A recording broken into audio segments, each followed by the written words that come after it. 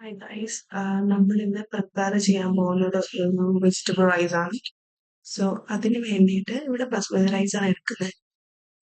Then ഒരു പാത്രത്തിൽ കുറച്ച് വെള്ളം എടുത്തിട്ട് അതിലേക്ക് സ്പൈസസ് ആഡ് ചെയ്യുക, ദെൻ കുറച്ച് സോൾട്ട് ആഡ് ചെയ്യുക, ദെൻ കുറച്ച് ഗീ ആഡ് ചെയ്യുക.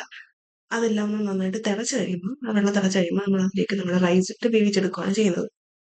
അത് വേവിച്ച് മാറ്റി വെക്കുക. ദെൻ നമ്മളൊരു പാത്രം എടുത്തിട്ട് അതിലേക്ക് നമുക്ക് കാഷ്യൂനട്ടും കിസ്മിസും ആഡ് ചെയ്യാൻ വേണ്ടിയില്ല. കാഷ്യൂനട്ട് ഇല്ലാത്തതുകൊണ്ട് നമ്മൾ കിസ്മിസ് മാത്രം ആഡ് ചെയ്യുന്നുള്ളൂ.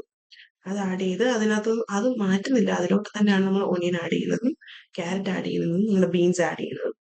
ദെൻ ഇത് നല്ല രീതിയിൽ കുറച്ച് ഉപ്പൊക്കെ ആഡ് ചെയ്ത് സോട്ട് ചെയ്യുക.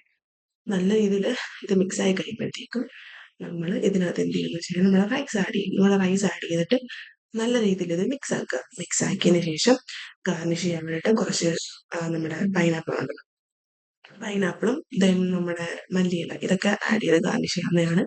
ദെൻ പൈനാപ്പിൾ ആഡ് ചെയ്യുമ്പോൾ ഒരു എക്സ്ട്രാ ടേസ്റ്റ് കൂടും. നമ്മളൊരു എന്താ പറയേണ്ടത്, ഇപ്പൊ സെപ്പറേറ്റ് ചിക്കൻ ബിരിയാണി ഒക്കെ വെക്കത്തില്ലേ, ചിക്കനും ബിരിയാണിയും സെപ്പറേറ്റ് വെക്ക, റൈസും ചിക്കനും സെപ്പറേറ്റ് വെക്കത്തില്ലേ, അതിന്റെ റൈസിന്റെ ഫ്ലേവർ തന്നെ നമുക്ക് ഫീൽ ചെയ്തില്ലേ, ഭയങ്കര ടേസ്റ്റ് ആണ്.